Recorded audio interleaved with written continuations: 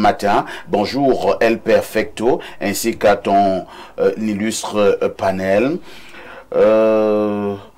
Taux d'abstention 42,24%, soit environ 3 414 043 personnes. Une fois encore, nous passons à côté de l'histoire en refusant d'une part d'aller voter massivement, d'autre part de faire une coalition forte. Encore 7 ans de renouveau, le chemin est encore très long, vraiment très long. Je suis tout de même un peu surpris de votre casting ce matin avec 2 membres du RDPC, avec l'élégance qui guide généralement votre émission. Je m'attendais au moins à voir les représentants des autres partis politiques, au moins les 3 premiers, RDPC, FSNC, PCRN. Encore 6 ans et 374 jours. Alors, mon frère, peut-être toi-même tu ne suis pas l'actualité. Hein. Il y a une note qui est sortie du FSNC. Est-ce que tu as même suivi la note là? Que Thierry m'a dit que les gens ne parlent plus au nom de son parti politique. Tu avais suivi ça? Moi, je vais donc aller prendre les gens sous les lits pour dire que non, par force, je les menote de venir parler au nom du FSNC. Moi, je suis ici au nom du journaliste. Je suis pas ici au nom du RDPC. Bon, le PCRN, vous parlez du PCRN. Est-ce que vous êtes au courant que Cabral Libi a félicité le président hier, après la lecture des résultats? C'est sûr que tu n'es même pas au courant. Alors un autre message, hein, que dit ce téléspectateur. Bonjour Perfecto, un bonjour particulier à la communicante du RDPC sur le plateau. Bravo, bravo et bravo. Cette dame devrait passer sur tous les plateaux télé pour communiquer pour ce parti. La réélection du président Biya s'inscrit dans la continuité d'un modèle politique où la longévité au pouvoir prime sur l'alternance. Pour les observateurs, elle illustre la capacité du régime à s'adapter et à maintenir un équilibre entre stabilité et autorité, mais aussi les limites de la démocratie électorale en Afrique centrale. La question qui demeure, comment assurer le renouvellement politique tout en préservant la stabilité nationale? C'est Steve depuis Bastos qui envoie ce message. Bonjour Monsieur Parfait, à ici et à tout ton panel. Il faut dire à Madame Fadima du RDPC que ses remerciements envers les militants du RDPC n'ont pas sa place, mais qu'elle le fasse plutôt pour Elekam. Lui, il est un vrai militant fidèle de ce parti et l'a encore démontré. Elekam a voté. Parfait. 30 secondes. Tu sais, moi je suis toujours amusé parce que à un moment donné, nous avions l'impression que Elekam, en fait, est un véritable adversaire redoutable pour le RDPC. Ah bon? Je prends un exemple. Vous le dites en toute sincérité? Je le dis en toute sincérité. Les gens de l'Ekam vont vous regarder comment? Non, sois sérieux. Il me souvient, en 2018, non pas en 2018, en 2013, maman est née en 1946. Son bureau de vote a toujours été à quelques encablures de notre domicile familial. On la prend, on l'enlève, et les Lekam l'enlève, puisqu'on la connaissait, c'était une figure connue. Et les gens de Lekam la connaissaient. Et je ne vais pas citer le nom de... voter où, Alimbe? Au pont, le Macapon, dans le nouveau pont sur le Noun, par Baganté. Je vous assure, elle avait payé la moto, puisque les voitures ne circulent pas, et la route n'était même pas encore praticable, comme c'est le cas aujourd'hui. Elle a payé 4 000 allées, 4 000 retours pour aller voter. Pour la dernière élection? Ouais. En 2013. Ah, d'accord. Pour vous dire quoi? Parce qu'on savait qu'elle était militante du RDPC, et connaissant son âge, on se disait, on doit tout faire pour qu'elle n'ait pas cette voie-là. Dans les bureaux de vote, les camarades vous disent, mais mais ils font leur travail. Et les camarades est plus enclin à aider, à demander. C'est parce que nous estimons que nous avons fait confiance à une institution. Ceux qui restent derrière leur clavier et parlent des choses de la politique, je leur suggère également des légaux. Bien entendu, je leur suggère les prochaines élections. C'est vrai que c'est une élection indirecte. C'est en décembre. Qu'ils aillent au moins observer dans leur quartier comment est-ce que ça se passe. Et l'élection municipale et législative, qu'ils aillent voir. Parce que parfois, vous avez l'impression que vous battez contre les partis de l'opposition et contre les responsables de l'ECAM qui laissent tout passer pour les autres et semblent être très rigoureux. Vous arrivez même avec des gens, j'ai mes camarades qui n'ont pas voté parce que leur nom ne figurait pas sur les listes. Très bien.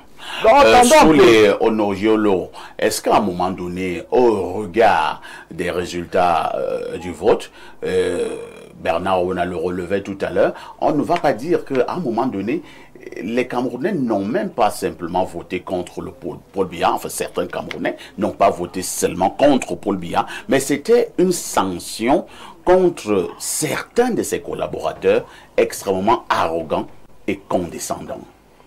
Je voudrais voir ça autrement pour dire que certains Camerounais n'ont pas voté Chiroma, mais ils ont fait un vote rejet, un vote sanction. Parce que comme ça, c'est mieux dit. C'est pas pour dire que votre... Non, allez-y. Hein? Mais parce que quand vous regardez, les gens disent non, il a récupéré les voix de Kamto. Si Kamto n'a pas fait 20% en 2000... Il a fait 14% en 2018. S'il vous plaît, je sais. J'ai dit Kamto n'a pas fait 20% en 2018. Comment voulez-vous que Chiroma récupère les voix de Kamto, hein, alors qu'il a 35%. Mais s'il récupère déjà 14%, c'est déjà quelque chose. Bon, mais ça c'est un autre débat. Il faut dire que le vote sanction est un vote rejet. C'est un vote, n'est-ce pas, des dociles qui sont sortis de la docilité. C'est un vote, n'est-ce pas, de ceux qui disent que non, c'est terminé. Maintenant, ça nous ramène à quelque chose. C'est pour ça que, contrairement à ce que Mme Fadima tout dit, que sous les faits, c'est chose, non. Il faudrait que quelqu'un assume la débâcle du président Biya. Et qui doit assumer? Mais ce sont, n'est-ce pas, c'est les états-majors. Il a toujours décrié que le RDPC n'est pas un état, n'est pas un parti des états-majors. Mais qu'est-ce qu'on regarde? Je pense que, hein, Bernard, on vient de vous démontrer par A plus B que les états-majors sont un frein à l'épanouissement, n'est-ce pas, du RDPC. Et le fait que le président a reculé, n'est-ce pas, les municipales législatives, a maintenu ces gens qui étaient devenus des indésirables et qui ont continué malheureusement, n'est-ce pas, à faire ce qu'ils ont fait. Parce que, allons-y encore, et je suis content de savoir que c'est sorti de la bouche de Bernard Ona, le vote villageois. Le vote villageois. Le vote villageois montre que dans les villages, dans les départements où il n'y a pas possibilité de faire autrement, c'est là où on a voté, hein, le président Biya. Ou peut-être c'est là où il y a eu les bourrages, ou alors peut-être... vous dites peut-être, hein? J'ai dit... Non, on n'a aucun élément. Bien sûr, c'est pour ça que je ne suis pas affirmatif, ni péremptoire. C'est vrai que même ta manière de parler, bon, il y a de l'insinuation. Vous permettez, l'insinuation fait partie du journalisme et de l'analyse politique. Maintenant, je voudrais dire... Vous insinuez un peu trop. Non, je voudrais dire que quand vous avez fait tout et pour tout pour que le président de la République perde à l'international, on se pose la question de savoir que font les chancelleries. Est-ce que ces gens travaillent encore? Est-ce que ces ambassadeurs qui restent parfois 10, 15 ans au poste, est-ce qu'ils travaillent encore pour vous allez chuter? L'autre chose, c'est que quand vous voyez comment dans les grandes agglomérations, maintenant on a là encore convoqué, je suis convaincu que quand vous arrivez même dans le centre, c'est la périphérie villageoise qui vote le président Biya. À Yaoundé, ce n'était pas le cas, puisque j'ai entendu des pleurs, à savoir que dans les arrondissements, il y a eu telle ou telle chose de Yaoundé. Maintenant, vous arrivez dans le littoral, qui est le poumon économique, n'est-ce pas, avec une ville économique comme Douala, et que le président arrive à perdre, ça veut dire qu'il faut se poser la question. Parfait, je voudrais finir par convoquer 2008 avec les émeutes de la faim. Vous savez que les émeutes de la faim, malgré tout ce qui s'est passé, le président de la République a dit, qu'avons-nous fait? N'avons pas nous été capables, n'est-ce pas, de constater, de comprendre les problèmes de ces jeunes? C'est la même chose aujourd'hui. Hein? C'est pour ça que je dis que quand vous parlez de Chiroma et autres, Mais ce sont les castes de poissonnerie, les castes de bar qui sont les castes de la faim.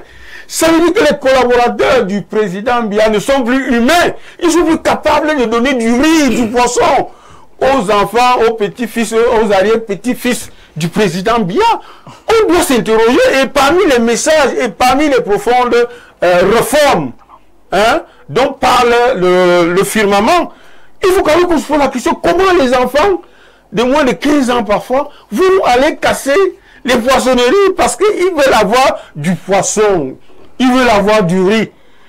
Est-ce que le Cameroun n'est pas capable de nourrir ses enfants? Est-ce que ces messieurs-là, qui n'ont plus de cœur, qui n'ont plus de l'humain, ne sont plus capables de travailler avec le président Biya?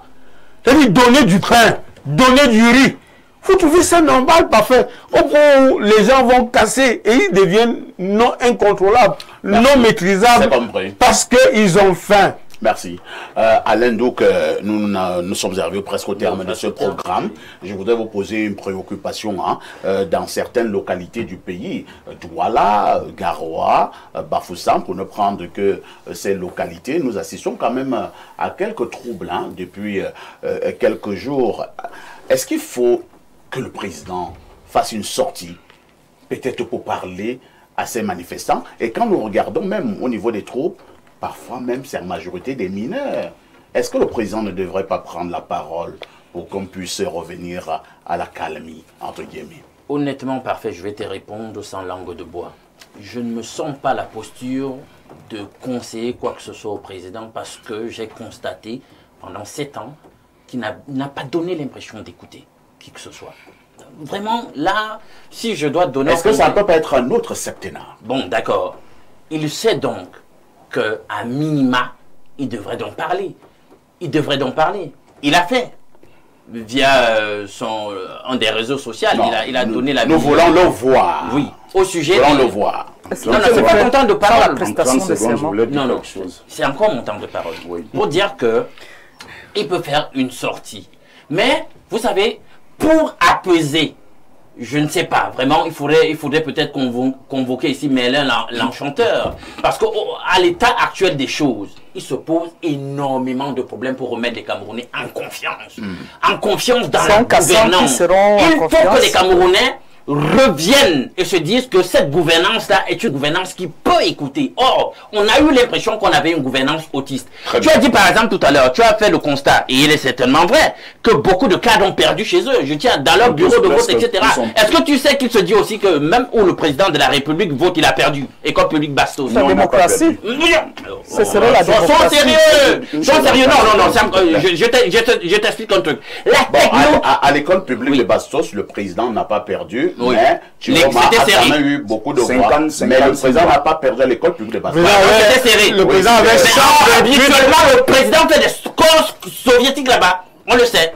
Vous pensez que les Camerounais sont des robots? Non, le sortant doit être parce qu'ils veulent au sujet de cette prétendue grand amour dans la ruralité du président. J'aimerais qu'on questionne cela parce que justement, on a, même sur ce plateau, abordé des thématiques aussi où on questionnait l'exode rural. Pourquoi on fuit la ruralité? Pour que tout le monde vienne surpeuplé. Bernard, on a une minute. Non, c'est Bernard. On a conclu. Nous n'avons plus de temps. Non, s'il te plaît. Non, c'est Bernard qui a la parole. Il va conclure. Je voulais dire que c'est extraordinaire. Vas-y, Bernard. Je voulais dire que plutôt que le président s'exprime, moi je souhaite au contraire que c'est le candidat qui a perdu qui prenne la parole pour essayer d'apaiser. Je vois enfin ici, je vous assure, la parole de Issa Chiroma Bakari est plus précieuse en ce moment que celle du président Biya. Le président Biya a gagné. Nous avons vu hier comment les gens ont réagi. Les gens ont peur, il y a une psychose dans les grandes villes. Il est bien que le président Chiroma prenne la parole et qu'il dise aux Camerounais, calmez-vous, parce que je sais qu'il est républicain. Il l'a souvent démontré quand il soutenait Biya. Une autre précision de taille, la plupart des gens qu'on arrête à Douala sont à 40% des Tchadiens, des Centrafricains et des Nigérians. Donc l'État doit mettre véritablement la rigueur pour traiter ces gens-là avec la dernière rigueur, parce que des étrangers ne peuvent pas venir profiter de notre hospitalité pour détruire le Cameroun comme ça, et les gens applaudissent. Selon nous, en quelques secondes. Personnellement, je pense que le président doit parler. Le président, je suis contre ceux qui pensent que le président ne doit pas parler. Le président de la République doit tendre la main, comme il a commencé à travers son communiqué, l'apaisement. Et je suis convaincu d'une chose. Si le président de la République, parce qu'il reste un sage, les paroles d'un sage, d'un patriarche ne peuvent pas être jetées comme ça. Donc si le président de la République, en ce moment-ci, il dit à ses enfants, comme il a fait en 2008, par rapport aux émeutes de la faim, qu'il vous dise, je vous ai compris. Maintenant, nous avons le devoir de construire un pays. Mes enfants, non, laissez, on va faire les choses autrement. Ça sera une bonne parole. Fadimatu Bongono, comment faire pour arrêter les casses dans certaines villes du pays? Je vous avais dit tantôt que je m'étais érigé en militant du Cameroun parce que nous pensons que le Cameroun est l'unique bien commun que nous avons tous. Seulement, le danger avec ce qui est en train de se passer, nous avions tiré la sonnette d'alerte. Parce que c'est facile de dire aux gens, descendez dans la rue. Est-ce que vous avez la capacité de maîtriser, de contrôler ceux qui descendent dans la rue? Quand M. Ouna le dit, les Tchadiens, les Nigérians, les Centrafricains qui détruisent. Et ça a été le cas dans le nord-ouest et le sud-ouest parce que je le disais, Monsieur Parfait, je vous connaissant, il est radicalement impossible que je charcute votre enfant. Parce qu'au moins cet enfant aurait un jour puisé de l'eau ou bien me donner un verre d'eau venant de chevaux. Par contre, l'étranger, il le fait, il s'en fout. C'est pour cette raison que nous condamnons tous les discours insidieux qui font penser que les Camerounais ont raison de descendre dans les rues et de casser parce qu'ils ont faim, parce qu'ils veulent le riz dans aucun état du monde. Je n'ai vu un président de la République descendre avec des sacs de riz, commencer à donner des gobelets. Voilà, justement. Non, mais il a une histoire que nous devons. Vous ne souffrez pas que nous prenions la parole quand vous parliez. Nous sommes en train de dire ceci. L'État providentiel n'existe nulle part. Autrement, les États-Unis, première puissance du monde, aurait une soupe populaire où chacun irait manger. Ceux qui sont là-bas vous disent que rien ne leur appartient. Donc nous disons aux jeunes qui sont dans la rue, ne suivez pas les sirènes de la mort. Moi je les appelle les croque-morts. Ils vous envoient à la mort pour faire ce que les autres sont en train de faire. Prier. Parce que quand ils viendront, ils voudront prendre la place. Nous sommes arrivés au terme de ce programme. Nous sommes arrivés au terme de ce programme. Merci à Alain Douk, merci à Fadimatu Bongono, tout en disant que la rediffusion de ce programme, c'est tous les soirs à partir de 22h30. Sur ce plateau, on continuera toujours à prôner le langage de la paix, de l'apaisement. Le président Paul Biya a gagné et revient à lui de mettre sur pied les grandes réformes. Le message du peuple est certainement passé. Avec tout ceci, que faites-vous encore ailleurs?